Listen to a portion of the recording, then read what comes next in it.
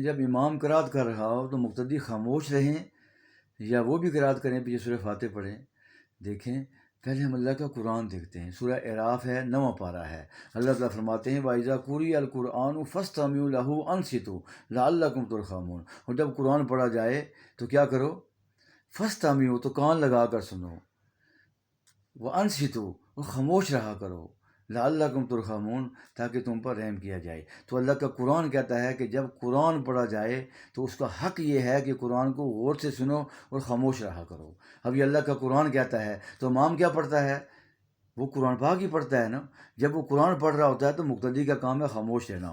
دیکھیں حضرت عبداللہ بن عمر رضی اللہ عنہ کہتے ہیں کہ جب تم میں سے کوئی شخص امام کے پیچھے نماز پڑھے تو اس کے لیے امام کی قرات کافی ہے، اور جب اکیلے نماز پڑھے تو پھر قرات کرے۔ حضرت عبداللہ بن عمر رضی اللہ عنہ امام کے پیچھے قرات نہیں کرتے تھے۔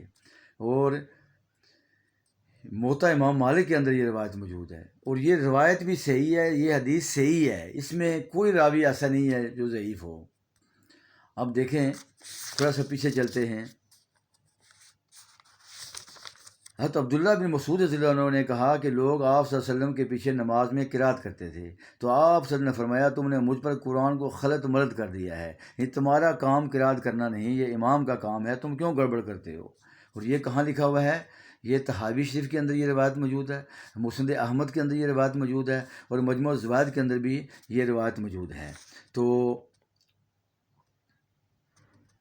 جابر رضی اللہ عنہ سے روایت ہے کہ آپ صلی اللہ علیہ وسلم نے فرمایا جس کا امام ہو، یعنی جو امام کے پیچھے اس کی ابتدا میں نماز پڑھ رہا ہو، تو امام کی قرات اس کی قرات ہے۔ یہ کہاں لکھا ہوا ہے؟ یہ طحاوی شریف کے اندر۔ اور مصنف ابن شیبہ یہ کون ہیں؟ یہ امام بخاری کے استاد ہیں۔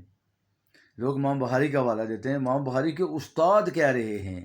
اور ابن ماجہ کے اندر یہ روایت موجود ہے، اور مسند احمد کے اندر یہ روایت موجود ہے، اسنادہ صحیح، یہ حدیث صحیح ہے۔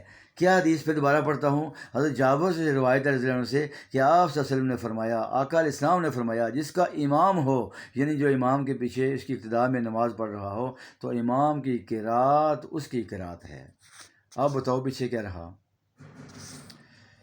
تو دیکھیں حضرت ابو ہریرہ سے روایت ہے کہ آپ صلی اللہ علیہ وسلم نے فرمایا بے شک امام اس لیے مقرر کیا جاتا ہے تاکہ اس کی ابتدا کی جائے، پس جب امام تکبیر کہے تو تم بھی تکبیر کہو، اور جب وہ قرات کرے تو تم خاموش رہو، اور جب وہ غیر المغضوب علیہم ولا الضالین پڑھے کہے تو تم آمین کہو، اور جب وہ رکوع کرے تو تم بھی رکوع کرو، اور جب وہ سمیع اللہ لمن حمیدہ کہے تو تم ربنا لک الحمد کہو۔ یہ کہاں لکھا ہوا ہے؟ ابن ماجہ کے اندر، دارقطنی کے اندر، نسائی شریف کے اندر، طحاوی شریف کے اندر، اور مسلم یہ روایت موجود ہے۔ اب لوگ کہتے ہیں جی یہ اماموں نے مسئلے گھڑے ہوئے ہیں، جی سب اماموں نے، خدا کے لیے اللہ کا قرآن اور حدیث مبارکہ اس پر شاہد ہیں۔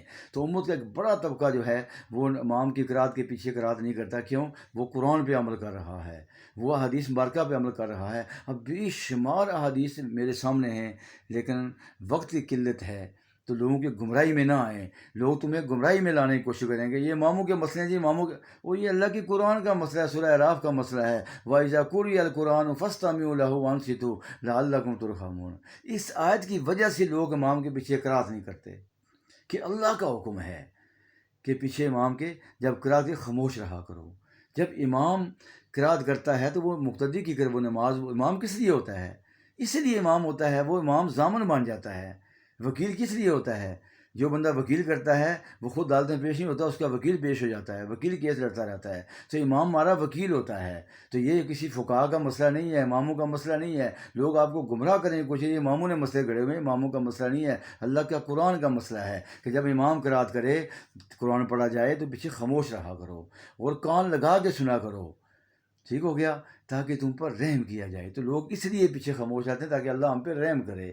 لوگ قرآن پہ عمل کر رہے ہوتے ہیں۔ سورہ اعراف پارہ نمبر 9 کو اٹھا کے دیکھیں، جب قرآن پڑھا جائے کان لگا کر سنو اور خاموش رہا کرو تاکہ تم پر رحم کیا جائے۔ اس وجہ سے لوگ پیچھے قرات نہیں کرتے۔ اور میں نے آپ کے سامنے احادیث مبارکہ بھی پیش کی ہیں، وہ مصنف ابن شیبہ جو امام بخاری کے استاد ہیں وہ بھی یہی کہتے ہیں کہ امام کی قرات مقتدی کی قرات ہے، اور یہ بات اللہ کے نبی صلی اللہ علیہ وسلم کی ہے۔